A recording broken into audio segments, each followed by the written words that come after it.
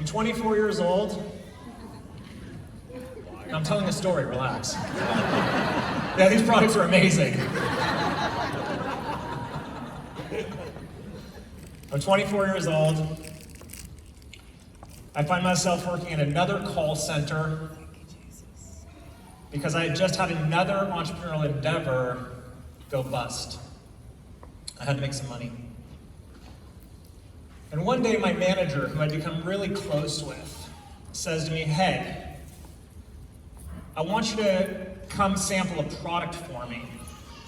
You drink coffee. I don't drink coffee. I'd like to get your opinion on this particular product. Will you come with me down to San Jose, California, which for those of you guys that don't know is south of San Francisco where I was living at the time by about an hour and a half. I said, sure, I'll come with you. And they start serving this coffee. And at the time, long before I'd ever traveled to Australia, it was the best coffee I'd ever had. And they start talking about how they're going to import this coffee from 7 different countries in Africa. And I'm sitting here going, I'm going to be a millionaire tomorrow. Because pretty much everyone drinks coffee. Would you agree? Yep. If you don't drink coffee, I just don't know that I can trust you. And then they say, and we're going to distribute it using network marketing. And I went like this. Because I'd watched my dad diddle around with network marketing when I was in my teens, trying to find his way back to financial stability.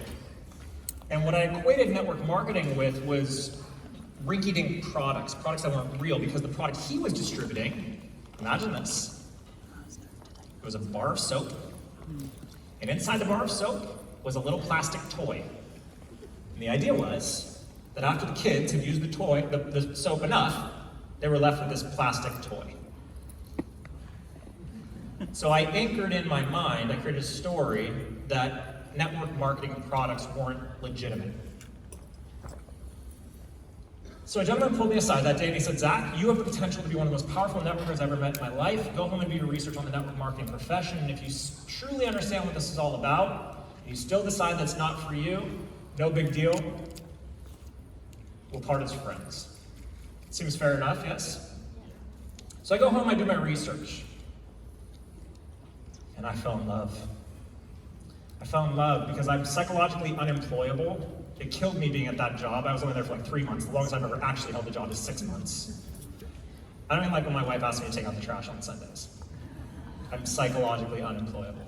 Anybody else? Can anybody relate to that? Like, men, be careful raising your hands. Don't see your wife. And what I saw was, I saw 2 things. And the 2 things were like the Matrix. How many of you have seen the Matrix? Okay, for those of you that haven't, I highly recommend checking it out.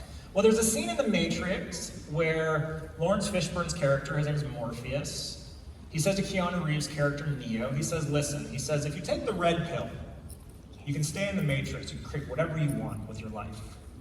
If you take the blue pill, you'll wake up, it'll be as if none of this ever happened. Well, when I saw what I saw, when I was doing my research, I took the red pill. What I understood about network marketing was twofold. I understood that it was the easiest way for someone like me who was entrepreneurially minded, who was money motivated, who wanted to create residual income for themselves. It was the easiest, most affordable, lowest barrier to entry way to really make a difference in my life financially and to teach other people how to do the same. The other thing I saw, and Jim talked about this on stage yesterday, was that the divorce rate in the United States, and I would imagine it'd be similar here, would be reduced by about 50% with an additional $300 to $500 a month brought into the household. Well, the reason that was important to me is because my parents divorced because financially, my dad's business really struggled. And like most people, finances was their #1 stress. How many of you can relate to having stress due to finance? Mm-hmm. And so I looked at it and I said, wow, here's a way for the everyday individual to create that financial oxygen mask. How special. And so I dove in head first. And I spent 6 months telling everybody about this coffee company. And I posted on MySpace. Oh dear. Join my team, buy my coffee. Join my team, buy my coffee. And guess how many people joined my team and bought my coffee? And my mentor would have me go out and connect with 100 new people a day. A day. He'd pick me up at 5 in the morning. He'd drop me off at a location that he had decided upon that day. It could have been a university, a shopping center, a college, which is the same as a university, that's redundant, a housing complex where I'd go door to door. And I'd have to collect 100 new names a day. Some of you haven't been spoken to 100 people since you've been in Isogenics. Now, that's not to say anything bad. I just want you to understand that this was long before social media really had anything going for it. That's just how I learned.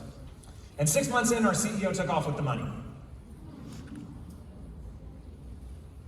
So I found my way to another company after making a whopping $173 selling coffee, touting that I was going to be a millionaire, of course.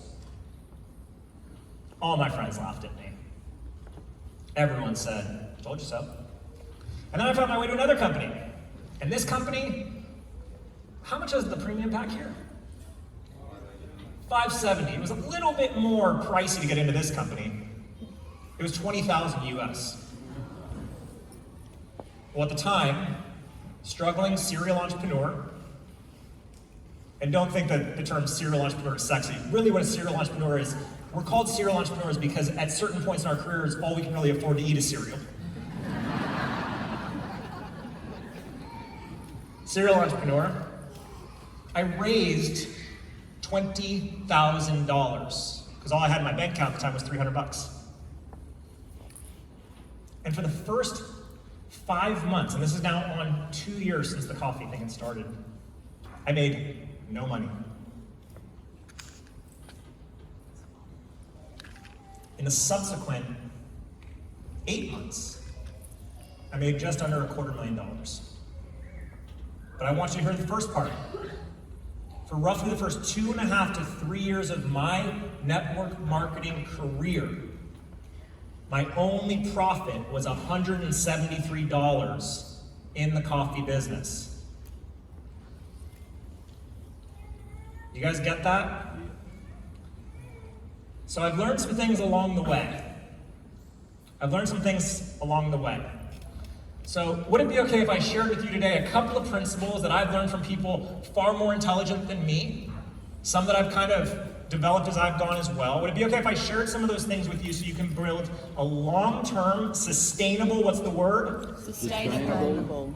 Network marketing business. Would that be okay? Yes. How many of you can get excited about that? Yes. Okay, if you're excited, notify your face. Okay, I will tell you this straight up. Another one of my little endeavors was I actually was a professional poker player for a little while to pay the bills. Aussies, Kiwis, you guys, if this doesn't work out for you, you should get into poker. Because you have the best poker face on the planet, hands down. Unless you've had a couple of cocktails and you loosen up a little bit. Maybe that's what we should do at these events. Maybe like we'll just slip a little something into these shots. So I'm going to share some principles with you. Now these principles are important whether you want to earn that $500 a month, $5,000 a month, or $50,000 a month. These are timeless principles. These principles are important not just in order to stimulate growth in your business, but to also maintain stability when there's a little bit of turbulence in your business. Because anyone that told you that you're going to come into this thing and it's going to go straight up, they lied. And I'm going to be very honest with you about the reality of the work that it takes to build what I've built, what Jen and John have built, what Warren Lance has built. Because I know them personally, they would stand up here and tell you the same thing. Was it easy? And if you're looking for easy, stay in your job. And I mean that. There's nothing wrong with having a job. But if you're looking for freedom, and freedom to you might mean $1,000 a month, because that creates a new reality for yourselves, then I want you to really embrace these principles. Now, how many of you can commit? What's the word? Commit. Commit. Let's try again. My jet lag's over. I'm fully awake. I'm here. I'm ready. Okay? How many of you can commit? What's the word? Commit. To not just learning these principles today, but then turning around and teaching them. If you're willing to turn around and teach them, make some noise. Okay. Amateurs take notes and learn for themselves. Professionals take notes and learn so that we can teach. The first principle: everything duplicates. Now, you guys have heard about this word duplication inside of network marketing, yes? And oftentimes what we think about is, well, duplicate following the system, duplicate what to say, duplicate how to do events like we heard earlier so eloquently from those 4 powerhouse speakers. But what no one is telling you is that everything you're doing in your business is being duplicated. How you come in duplicates. How you bring somebody in duplicates. How you speak about isogenics duplicates. How you speak about others duplicates. Your attitude duplicates. Your commitment level duplicates. Your consistency using the products, it duplicates. Every single thing that we do duplicates. And so what I want you to start to focus on is you want one thing and one thing always to be duplicating inside of your organization when it comes to attracting people and launching people and retaining people. How many of you guys like that strategy? Yep.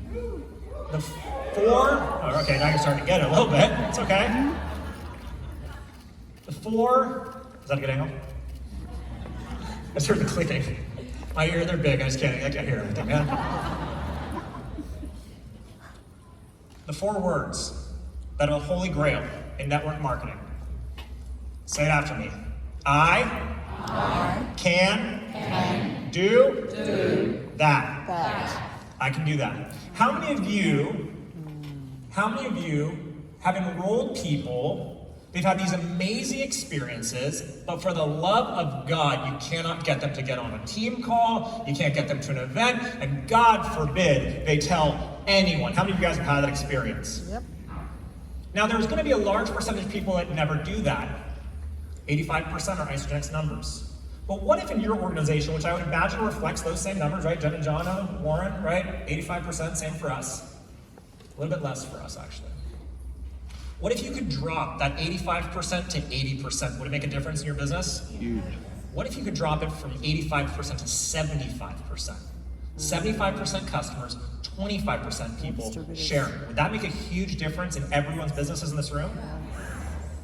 The difference is those 5%, when you're bringing them in and you're talking to them about how isogenics works, and you're talking about, the ingredients, you're talking about the shakes and this, that, and the other, here's what's happening.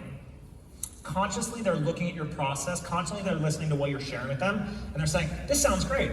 I'd love to do this. I'd love to lose a couple kilos, have more energy, sleep better at night, whatever it is. But unconsciously, God, they know so much about this stuff. He's a personal trainer. Of course he knows about nutrition. She just did a fitness show. She's a massage therapist. She knows every ingredient. He knows the entire history of the company. I could never do what they're doing. And alongside fear of speaking, what's one of people's number 1 fears? Rejection. Thank you. So if we create an environment where people are already fearful of being rejected because they don't believe they can do the exact same thing that you've done, are they more likely or less likely to share isogenics? Yes. They're less likely. They're less likely. See, here's the funny thing. When I was on that other company, $20,000 bite. How many of you were sitting there going like, 20 grand? Are you kidding me? How many of you guys? Because when I first looked at it, there was a little bit of sticker shock for me. But we duplicated. And how did we duplicate? Because duplication in network marketing is not about the price. It's about the process. Everything that you do matters. Everything you do duplicates. So pay very close attention to everything that you're doing, including how you're showing up at this event. So the next principle, when it comes to duplication, is this. Write this down. Be the invitation to the destination where they can get the information. I'll say it again for you. Be the invitation to the destination where they can get the information. There's an old saying amongst the pros. I see Paul in the back there, hey mate, legend. And it sounds like this. If your lips are moving, they should be pointing to a tool. If your lips are moving, they should be pointing to a tool. But here's what makes be the invitation to the destination where they can get the information so much more powerful than you realize. How many of you get frustrated when people say no? Yep. So like, I thought Aussies and Kiwis like dead honest. How many of you get frustrated when people say no? Yep. Thank you. How many of you can't understand why people say no? Right? Like, what are you, like what? Absolutely. Okay. When we're the invitation to the destination where they get the information, we can emotionally unattach from the outcome. Because now, if I send Rach a video and she says no, is she saying no to me or is she saying no to what she saw in the video? Video. The other thing it does is it allows you to carry an energy and a posture that I really want you to embrace. Here's my posture. I don't care. I don't care if you join Isogenics. I really don't. And I care more than you could possibly understand. But my attitude is that I want you to imagine that you decide to throw a party. You decide to throw a party, okay? And at this party, you're gonna have all of your favorite food, you're gonna have your favorite music, maybe you wanna do like a theme party, right? If Reese was throwing a party, it'd probably be clothing optional, right? Like, right? Maybe you're gonna have a party. And so what do you start to do? What are you gonna do? You're gonna start to invite to the party. Now what happens? What would happen? So you have some people come over, they're at the party, and what if one of your mates comes into the party and they're like, oh man, oh God, sushi? Oh, is that deep house music that's playing right now?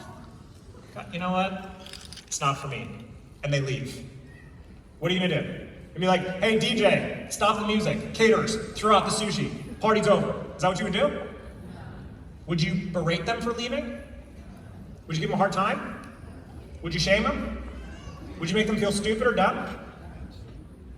Warren says absolutely. You guys got to be careful. If I hear something up here, it's coming back at you. Peer pressure. You're not going to do that. You're going to give them the benefit of the doubt. You're going to say no worries. Because sushi's not for everyone. Also people who I don't trust. Sushi's not for everybody. Deep house music, maybe they weren't in the mood. Or maybe they got there and they had a migraine because they had a really hard day at work. Maybe their partner was being a jerk, and so they were just in a bad mood. Maybe they have some other stress things going on in their lives, and maybe they call you a week later and say, hey, I'm really sorry. I just didn't feel well when I got there. What would you say? Say, no worries. I'm gonna have another one next week. Would you like me to invite you? See, when you're the invitation to the destination where they can get the information, you create an environment where we say, look, Isogenics is a 24/7 party, and we just never shut it down. That's it. It's a 24/7 party, and we just never shut it down. The door is always open. And oftentimes what we do, Mara hears the word party, and she's like, yes, that was Mara in the back, wasn't it? Yep. It's like sonar.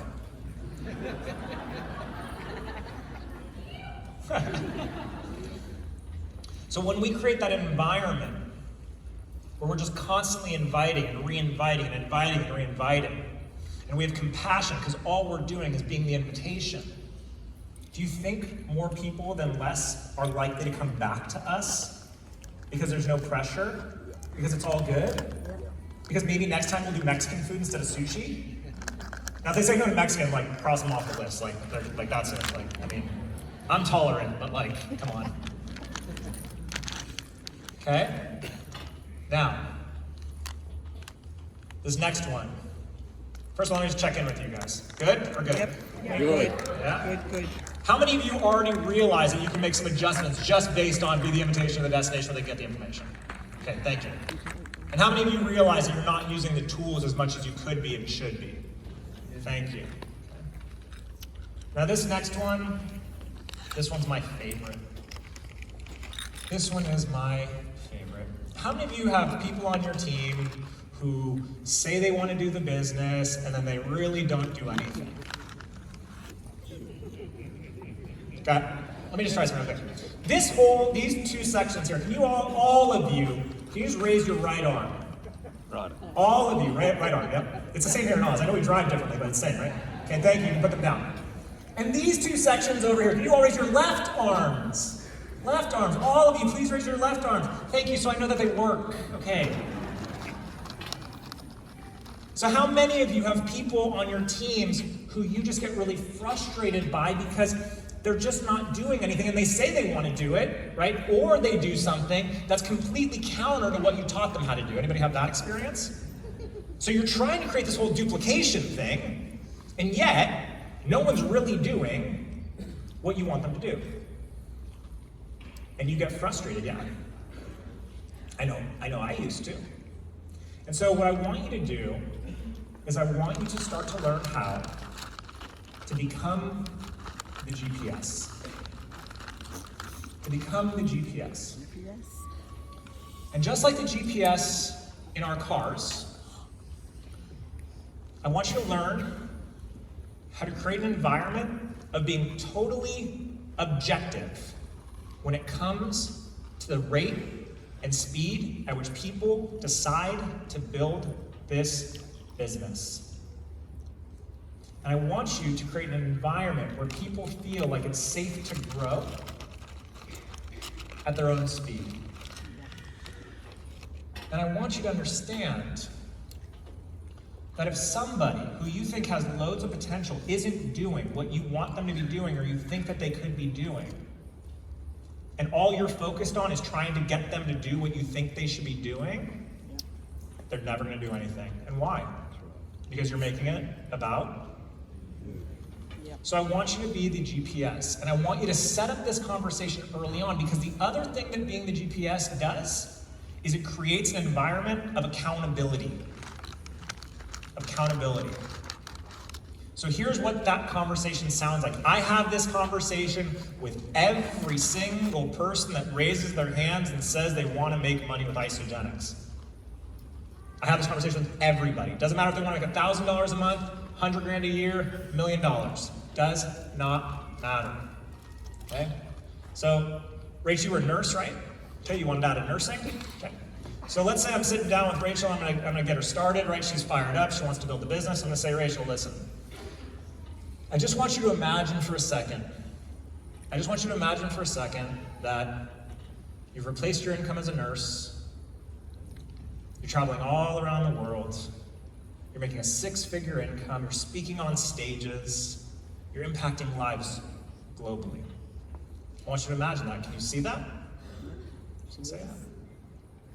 Say, cool. Here's what I want you to know.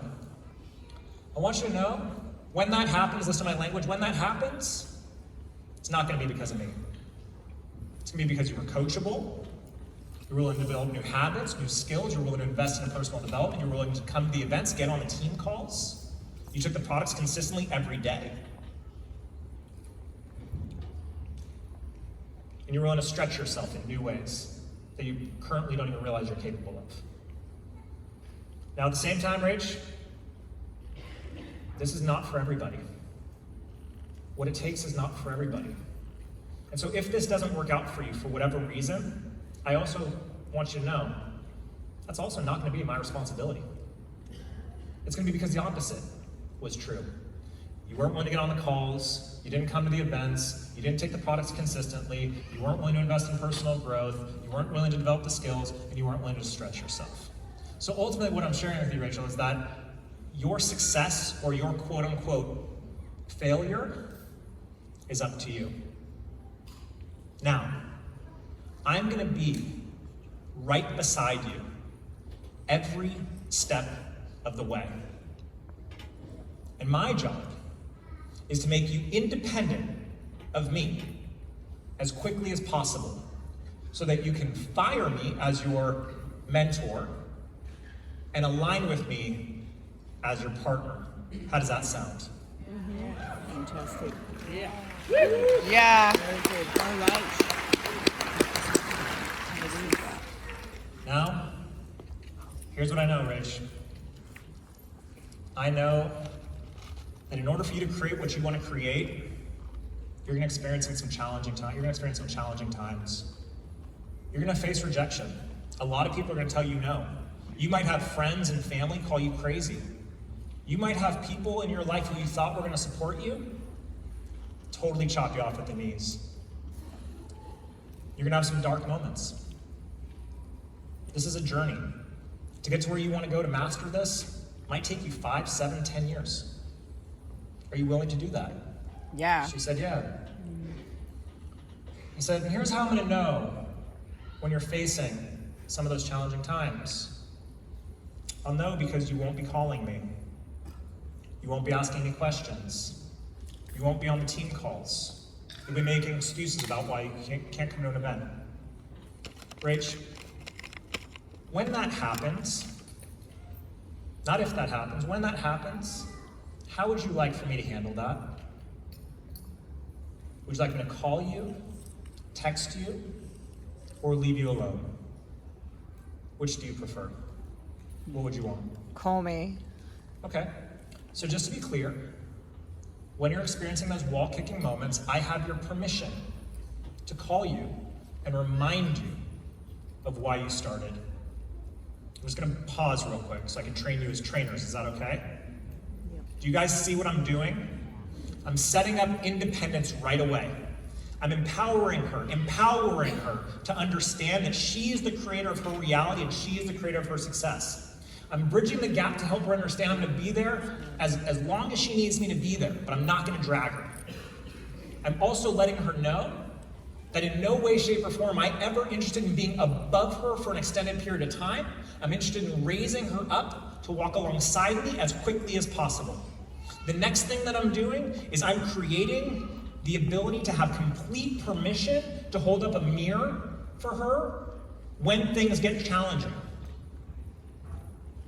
Because when Rach calls me and says, "Oh, Zach, I can't come to celebration. It's my sister. It's her like third marriage, and like she's having a hen do, and like I gotta go." You guys say hen do here? Yep. Yeah, cool. All right. Let's say, Rach, I can totally appreciate that. Rach, let me ask you a question. And I'm gonna come back to the rest of that conversation. I'm just training within training, so stay with me. Are you guys following along? Yep. Okay, cool. Rach, when you shared with me that you're exhausted from nursing, that you just don't know how you're gonna do it for another day, that every night you go home and cry yourself to sleep, praying and begging for another solution, when you told me that you wanted to make $100,000 a year so you could replace your income and travel all over the world and make an impact on people's lives, when you shared that with me, were you serious? Or were you just joking around? Now what's she gonna say? She might say, F you first. But then what's she gonna say? I was serious. Great. The only way I know how to continue to guide you in that way is by getting you to this event. So you can learn from somebody like Jen Patch, who's created the exact reality that you're describing. So can I count on you to be there? Think she's gonna be at the event? So I set it up early in the conversation. Now, back to that conversation. Ultimately, Rachel, this is how this is going to work. I'm just the GPS. I'm just the GPS. And like the GPS in your car, you've told me your destination. So this is how it's going to work. Like the GPS in your car, I'm going to say, okay, go straight, make a right, make a right. But if you make a left, when I say make a right, okay, recalculating. Okay, Rach, go straight, make a left. You make a right when I said make a left. Okay, recalculating. You get to know and you get to trust that the moment you punch in your destination, I'm going to give you, just like the GPS in your car, the shortest, most effective, ideally fast, but not guaranteed to be without interruption, way to get to where you want to go. So I'm the GPS. Isogenics is the vehicle. It can take you from where you are right now to where you deserve to be in your life. But ultimately, you're the driver. How does that sound? Good? Yeah.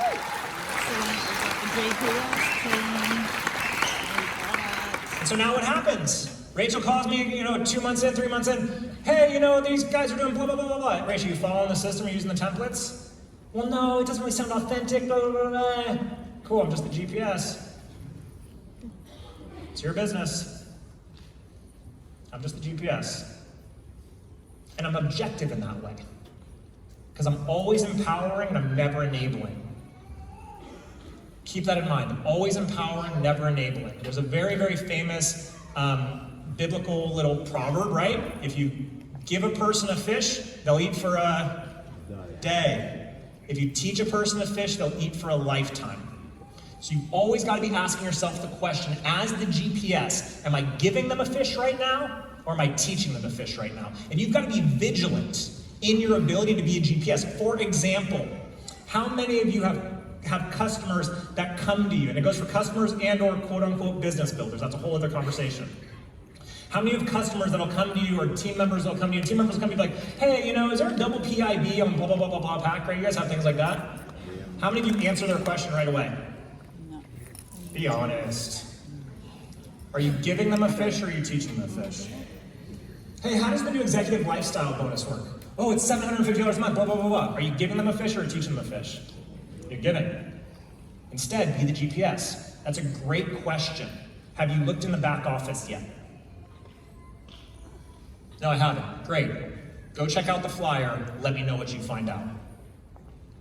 Constantly empowering, because remember, my intention, I'm trying to get her partnered with me as quickly as possible. We're trying to get people independent from us as quickly as possible so that they can build their own businesses. And that's what no one's talking about. Like, you want a business, you want leverage, you gotta have as many people independent of you as quickly as possible. But if you're suffocating and stifling and trying to control their every single movement, two things are gonna happen. One, your business is never gonna grow, or they're gonna leave. Very simple. But if they feel like, I can do this, because they can find the information, your business will always be stable, even through some of the challenging times. Next principle. Language is everything. Language is everything. So the first thing I'm on a mission inside of network marketing that I want to get rid of.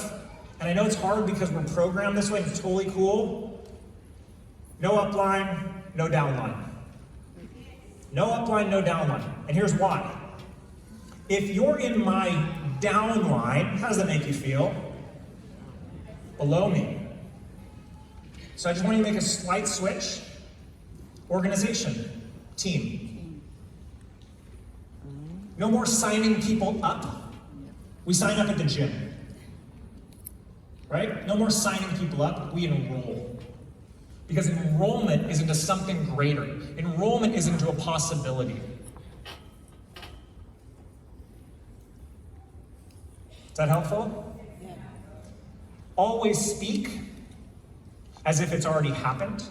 when you share with your first customer, when you help them develop their first consultant, when you come to celebration, when you put on your first event. We're always future speaking. Always future speaking. Helpful? Yes. Good. And now this is a big one from this market. And it's not bad, but I want you to make a small tweak. How many of you currently refer to Isogenics as a program? My nutritional program. Guys, I see all your posts, like, okay? The challenge with using the word program is that programs have a beginning, a middle, and an end. So believe it or not, every single time you're referring to Isogenics as a program, you're embedding the seed in your consumer's mind that it's a one-time thing. Versus system. Systems are predictable, they're proven, and they're results-based, and they're something you can count on for life. And system is a beautiful little acronym. Write this one down. And also, just so you guys know, I learned this a long time ago, anytime there's somebody in front of the room that says, write this one down, write it down, okay? System. Save yourself stress, time, energy, and money. System. Save yourself stress, time, energy, and money. Pay very close attention to the words that you speak to yourself and to your organization. Other language. No more inside leg.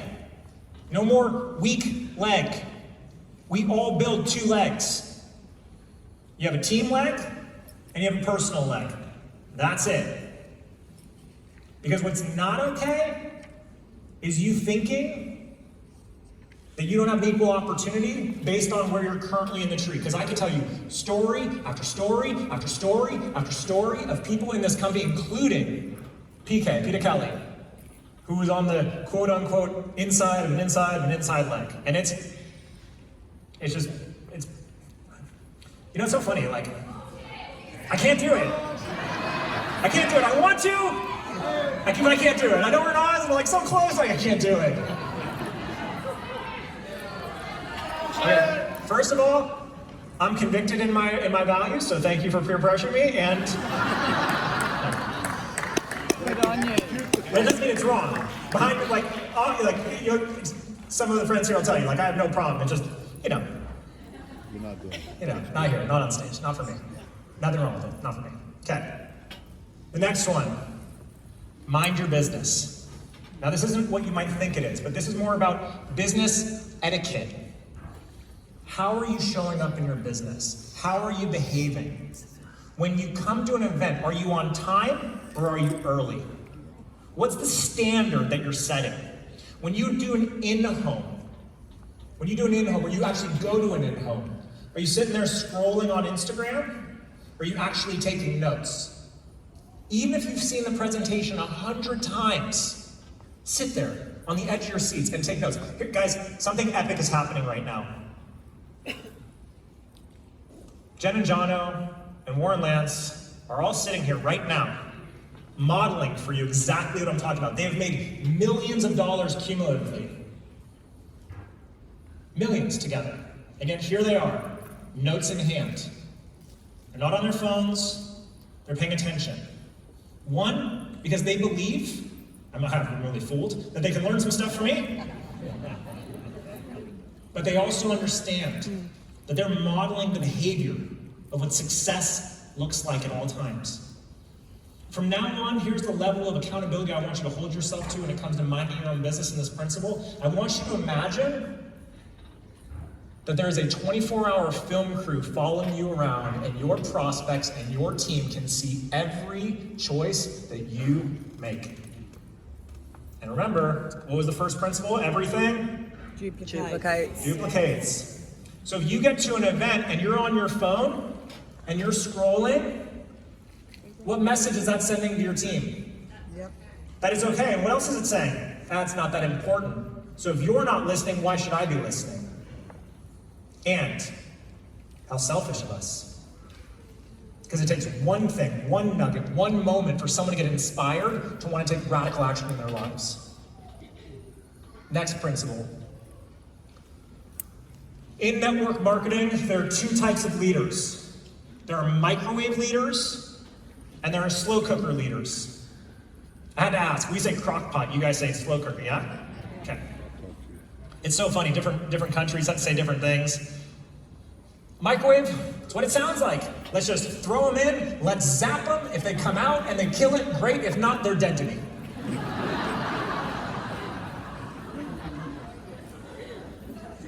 Better have a big supply. Better have a big supply. But a slow cooker. A slow cooker sounds like this. We say this to the organization, to our team all the time. We don't care how fast or slow that you go. We just care that you go. So a slow cooker, that's how it works. Now I don't cook, I'm terrible, but my wife is brilliant. Slow cooker works like this. She might make a chicken in a slow cooker that might take 5, 6, 7 hours, right? She make another dish that takes 2 days to marinate. Would you agree? But the recipe calls for a specific time. Why? Because the recipe knows that if you're willing to be patient enough for a specific dish, that when it comes out, whether it be 2 hours or 2 days, that meal is going to be perfect. But the problem is, in network marketing, we throw people in, we expect them to work as hard as we work. We expect them to plug in the way that we plug in, and we forget that their psychology, their pathology, their history limits them from acting as quickly as you might want them to act, because there's so much that we get to grow through inside of this journey. And so when you become a slow cooker leader, you create an environment where it's okay. And you come in and you open up the lid. Is this your season? You ready to go yet? No, not yet. Cool, I love you. Right? You open up the lid, you ready to go? I'm ready to go. Sweet, let's go. And they're ready to rock. But they're okay. Do you know what those people do that are in the slow cooker? They never leave. They never leave. And then you know what happens? All of a sudden, no joke, we have this in our organization, I'm sure you guys have seen this. 5 years in, all of a sudden, I'm ready. Executive, boom. Yep. Why? Because we made it okay. Yep. We said marinate as long as you get to marinate. And when you create an environment where you honor people's gestation periods, because all organisms, all life has a gestation period. When you create that environment, you birth things according to natural law. Some organisms only require hours before they give birth. Humans require 9 months. Imagine if we tried to shortcut that. Write this down.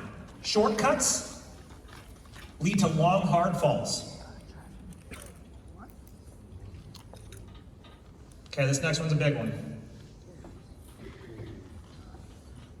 Now this is a little bit contradictory to what I said before, but there's no other verbiage that would work.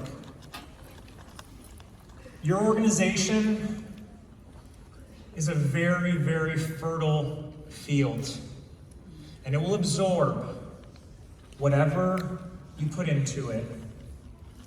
What always up, never down means, this is an old network marketing principle, never, ever complain or criticize or gossip into your organization.